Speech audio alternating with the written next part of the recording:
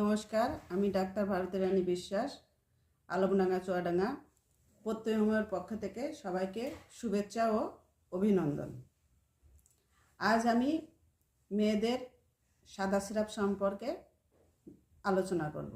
অনেক কারণে মেয়েদের সাদা সিরাপ দেখা দিতে পারে, যেমন জননযন্ত্রের জীবাণু সংক্রমণ, গনোরিয়া ও সিফিলিস থেকেও হতে পারে।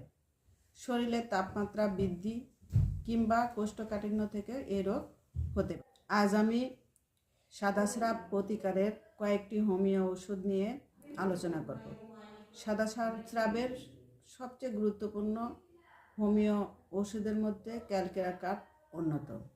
এর লক্ষণ হলো যৌনদ্বার সবসময় ভিজা থাকবে, চুনের মতো স্রাব ভাঙবে, স্নানের পর গরম জল ভাঙবে, রোগী বসা অবস্থায় যদি উঠতে যায় তাহলে চোখে মুখে অন্ধকার দেখবে। এক্ষেত্রে আমরা নির্দ্বিধায় ক্যালকেরিয়া কার্প প্রয়োগ করব। তারপর যে হোমিও ওষুধের কথা না বললে না, সেটা হলো বোরাক্স। বোরাক্সের লক্ষণ হলো যৌনদ্বার হতে পাতলা পানির মতন কিংবা ভিজলে ভিজলে স্রাব ভাঙবে। অনেক সময় চুলকানিও হতে পারে। রোগীর নিম্নমুখে ভয় থাকবে, উপরে কিংবা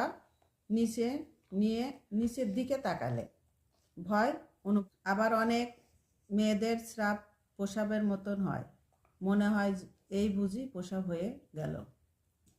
অনেক সময় পা পর্যন্ত গড়িয়ে পড়ে। মাসিক স্রাব অল্প হয়।